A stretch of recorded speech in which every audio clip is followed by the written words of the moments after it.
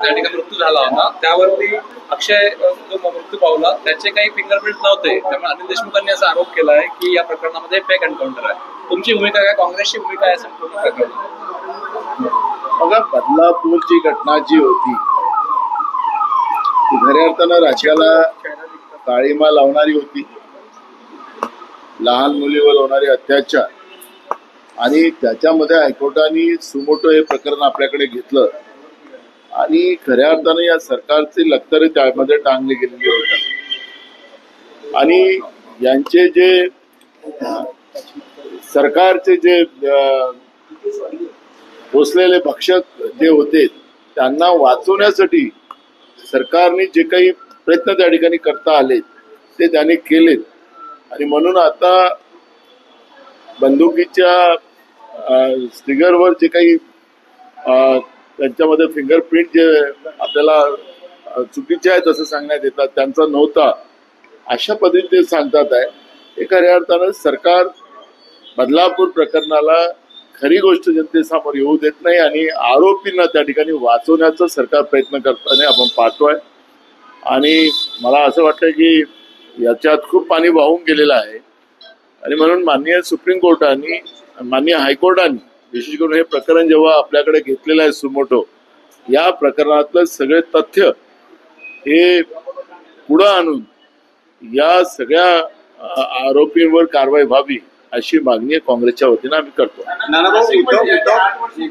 उद्धव ठाकरेंनी आज शरद पवारांची भेट घेतलेली आहे आणि आता स्वतंत्र निवडणुका लढणार काही या सगळ्या चर्चा सुरू झालेली आहे. मला आत्ताच जयंत पाटलांचा फोन आला. मी मुंबईत नसल्यामुळे त्या मीटिंगला जाऊ शकलो नाही. उद्या आम्ही संध्याकाळी मीटिंगमध्ये आमच्या तिघांची मीटिंग होणार आहे आणि त्याच्यामध्ये विधिमंडळाच्या समित्यांचे असतील नावं आणि या सगळ्या गोष्टीचं त्या ठिकाणी चर्चा होणार आहे. त्यामुळे हे जे काही वावाडे उठवले जातात हे महाविकास आघाडीमध्ये सगळे प्रॉब्लेम आहेत, कुठलेही प्रॉब्लेम नाही. उद्या संध्याकाळी आम्ही मुंबईमध्ये तिघही जण बसू.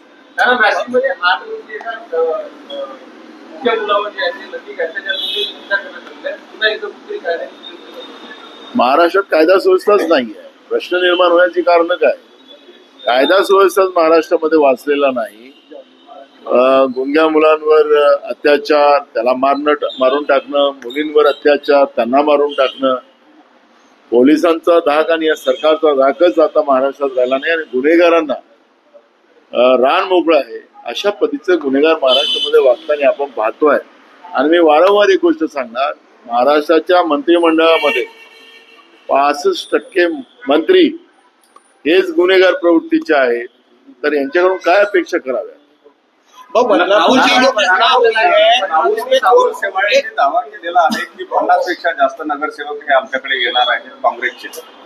मला एक प्रश्न, या सत्तेमध्ये बसलेले लोक आहेत, बेईमानीत हे निवडून आले, बेईमानीनं मतावर बेईमानीने डाका टाकला, त्याच्याने हे लोक निवडून आले. आता कोणाचे आमदार चोरायचे म्हणतील, कोणाचे नगरसेवक चोरायचे. ते चोरी आणि डाका हीच मानसिकता सरकारमध्ये बसलेल्या लोकांची आहे आणि त्याचा परिणाम आहे की जनतेच्या मूळ प्रश्नावर चर्चा करण्यापेक्षा हे सरकार आम्ही हे चोरणार आहोत, त्यांचे आमदार चोरणार आहोत, त्यांचे नगरसेवक चोरणार आहोत, ही खऱ्या अर्थानं महाराष्ट्राचं कधी पण वैचारिक भूमिका राहिली नाही. शाहू फुले आंबेडकरांची भूमिका असलेला महाराष्ट्र आहे, छत्रपती शिवाजी महाराजांचा महाराष्ट्र आहे हा नेहमी लोकशाहीला मानणारा महाराष्ट्र आहे. पण सत्तेत बसलेले डाकू हे चोरीचाच विचार डोक्यामध्ये आणतील आणि त्याचाच परिणाम महाराष्ट्राच्या लोकशाहीच्या व्यवस्थेला तडे जाण्याचं काम सुरू झालेलं आहे. युवा काँग्रेसमध्ये सर ज्या पद्धतीने पाहिलं आपण, काल आंदोलन झालं होतं नागपूरमध्ये राष्ट्रीय स्वयंसेवक संघाच्या मुख्यालयाजवळ. तिथे काही लोक गेले होते, 100पेक्षा कमी लोक होते, पण आज त्या ठिकाणी जे लोक गेले नाहीत त्या 60 लोकांवरती सस्पेन्शन काढलेलं आहे. त्यामुळे काँग्रेसमध्ये, युवक काँग्रेसमध्ये कुणाल राऊत विरुद्ध इतर 50 लोक असा वाद निर्माण झाला. शिवानी वडेट्टीवार बघा, हे युवक काँग्रेस ही आमच्या युवकांची संघटना आहे आणि राष्ट्रीय पातळीवरूनच याची कारवाई केली गेलेली आहे. ऍक्च्युली पक्षामध्ये डिसिप्लिन असलंच पाहिजे आणि डिसिप्लिनच्या माध्यमातून कारण की राष्ट्रीय लेवलवरून या सगळ्या घडामोडी सुरू झालेल्या आहेत. समजा सरसंघचालक मोहन भागवत जी म्हणतात की आत्ता देशाला स्वातंत्र्य मिळालं, तर हे खऱ्या अर्थानं स्वातंत्र्यासाठी ज्यांनी आपल्या घरावर तुळशीपत्र ठेवलं, ज्यांचं बलिदान झालं, त्या लोकांचा अपमान करण्याचा अधिकार RSSला नाही. आणि म्हणून युवक काँग्रेसने काल जे आंदोलन केलं त्या मानसिकतेच्या विरोधात, ज्यांनी लोकशाही आणि या देशाला स्वातंत्र्य मिळवून दिलं त्या नेतृत्वावरच आक्षेप घेण्याचं काम संघ करत असेल तर ही या देशातल्या तरुणांना ते मान्य नाही. आणि म्हणून काल ते आंदोलन झालं. आणि हे पक्ष डिसिप्लिनची भूमिका आहे. त्यामुळे युवक काँग्रेसच्या राष्ट्रीय नेतृत्वाने ही कारवाई का केली का नाही याच्याबद्दलची माझ्याकडे माहिती नाही. माहिती मिळाल्यानंतर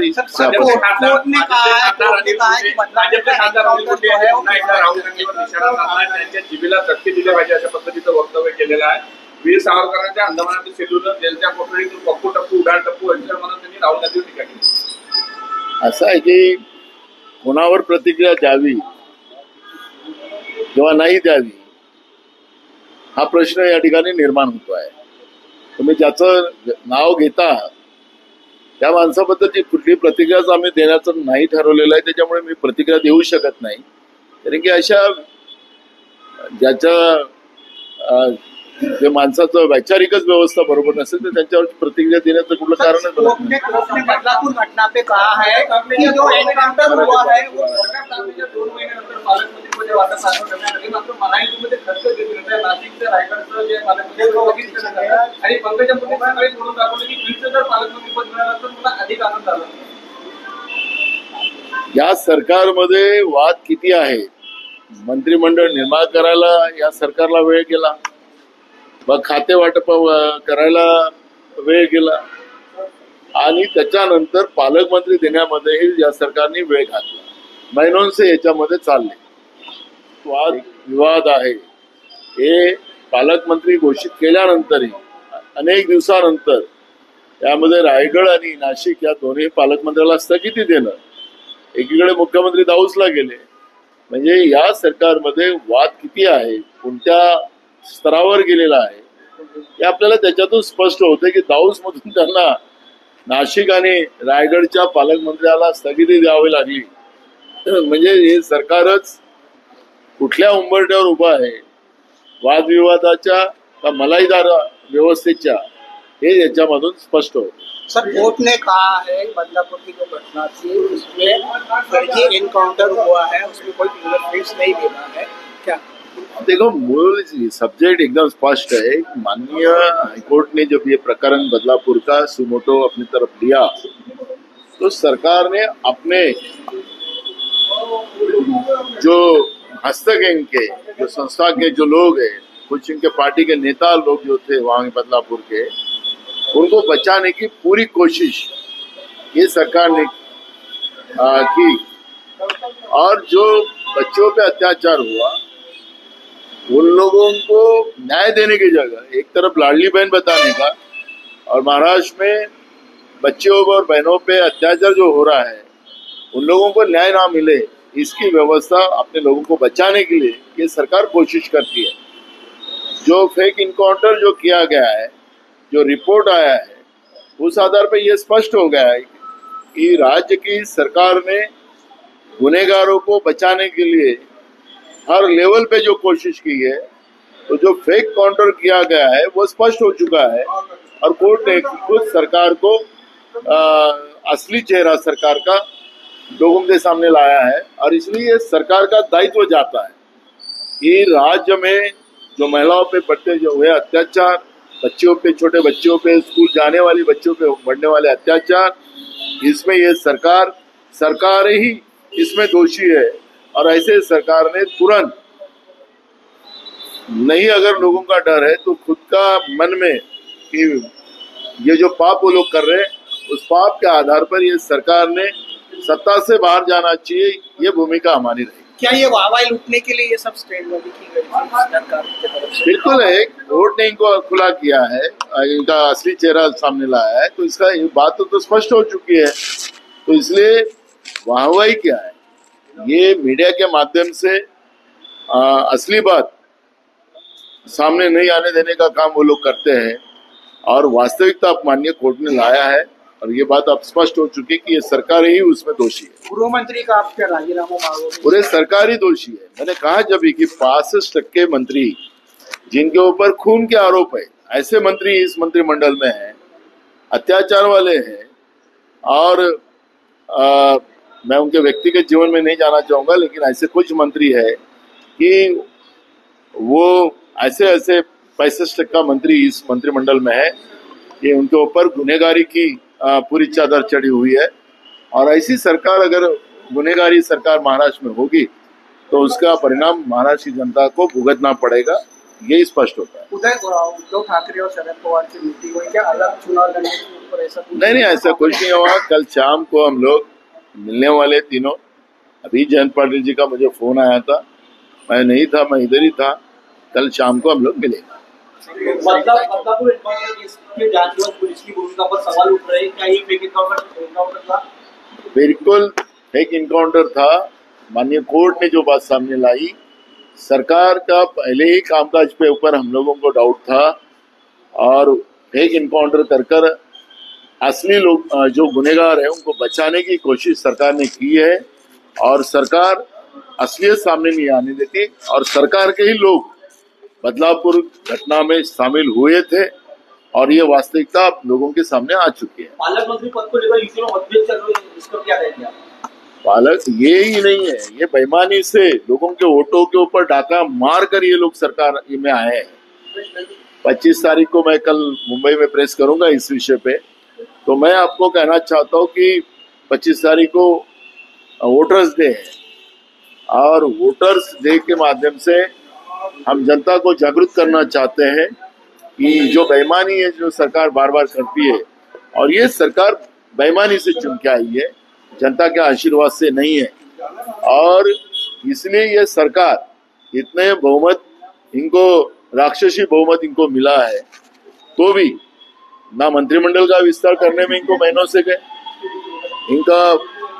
उनको पोर्टफोलियो देने में इनको एक सेशन पार हो गया।